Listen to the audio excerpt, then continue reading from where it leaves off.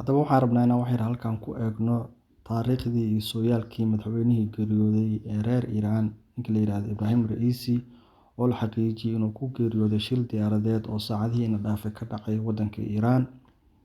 Haddaba Ibrahim Raisi wuxuu ahaa nin ka soo shaqeeyay arrimaha diinta, siyaasadda iyo garsoorka.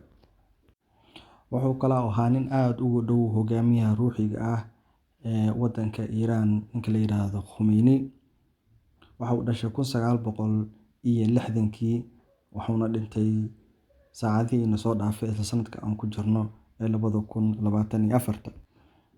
Waxa uu 14kii Diseembar 1960 ku dhashay magaalo la yiraahdo Mashhad oo 125 kiiloomitir ka jirta koonfur galbeed caasimadda Tehran. Waxa uu ahaa nin ku soo barbaaray qoys diineed, waxa uuna shahaadada doctorka ka haystay fiqiga Islaamka, gaar ahaan madhabta Shiicada ee waddankaasi aad looga aaminsan yahay. Waxa uu qabay xaas ayadana aqoonta diinta ka haysata aqoonta dhaktarka ka gaartay tarbiyada iyo barbaarinta. Waana aabba leh 2 carruur ah iyo cunug ay u yihiin awoowe. Arrimaha garsoorka ayuu galay waqti horeeto isagoona bilaabay inuu garsoorka ka shaqeeyo sanadii 1980kii. Xilligaas oo da'diisu aad u yareed uuna ahaa 20 jir. Intii uu ku jiray arrimaha garsoorka wuxuu ku kasbaday sumcad weyn, waxa uuna markii dambeeto kor u kacday darajadiisa garsoornimada iyo makaanada uu ka shaqeeyo, iyadoo sanadii 1990kii loo magacaabay xeer ilaaliyaha guud ee magaalada Tehran. Waxa uu ku jiray garsoorka oo uu meelo kala duwan oo badan uu ka soo shaqeeyay, waxa uuna noqday qof aad ugu dhow marba marka xigta murshidka ugu sarreeya ee reer Iran ee loo yaqaan Cali Khamenei.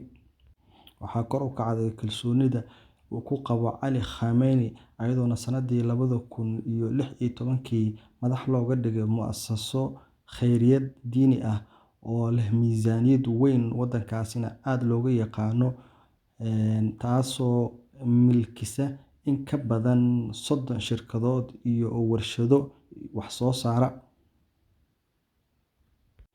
Sanadii 2017 waxa uu ka qayb galay doorashadii waddankaasi ka dhacday isagoona ka soo horjeeday xisbigii muxaafidka ahaa ee talada hayay oo hogaaminayay Xasan Rouhani, laakiin doorashadaasi waa uu ku khasaaray. Waxa uu mar kale ku noqday garsoorkiisii isagoona ballan qaaday inuu aad ula dagaalami doono musuqmaasuqa iyo fasahaadka xooggan ee waddankaasi ka jiray, isagoona gacanta ku qabtay kiisas waaweyn oo ay ku lug lahaayeen siyaasiyiin aad u waaweyn oo waddankaasi laga yaqaano. Arrintaas ayuu wax badan ku jiray, wuxuuna ka dhigtay halqabsi doorashadiisii 2021kii inuu la dagaalami doono musuqa hareeyay waddankaasi, waana tii u sahashay inuu ku guuleysto doorashadaasi natiijo dhan 62% looguna doortay madaxweynaha waddankaasi. Maanta oo taariikhdu ay tahay 20ka bisha 5aad 2024 ayay dowladda Iran ku dhawaaqday in uu dhintay madaxweynaheedii. Waxaase aad u socda dhaliilo xooggan oo loo soo jeedinayo dowladda Iran oo saacado badan oo ay raadinaysay halka ay ku burburtay diyaaraddaasi ku guuldareysatay, laakiin ugu dambeyn gacan iyo gurmad ay ka codsatay wadamo uu ka mid yahay Turkiga ayaa u soo gurmaday. Diyaaradda Turkiga ay farsameeyaan ee drone-ka ah oo ku qalabeysan teknoolojiyad casri ah ayaa markii ay shaqo bilowday 2 saac gudahood u suura gashay inay xaqiijiso barta ay ku burburtay diyaaraddaasi, taasi oo u noqotay sumcad iyo sharaf weyn teknoolojiyadda ay soo saaraan Turkiga. Halka Iran oo la maleynayo waddan teknoolojiyadda ku horeeya ay ku guuldareysteen saacado badan oo ay raadinayeen madaxweynahooda, halka ay diyaaraddu kula dhacday inay u suurtagali weysay.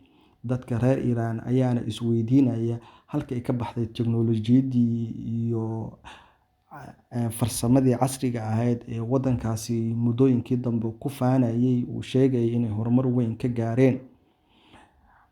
Ku-xigeenkiisii ayaa loo magacaabay inuu sii wado hay-adda fulinta ee wadankaasi, iyadoona laga filayo in 50 maalmood gudahooda uu ku diyaariyo inay doorasho ka dhacdo wadankaasi.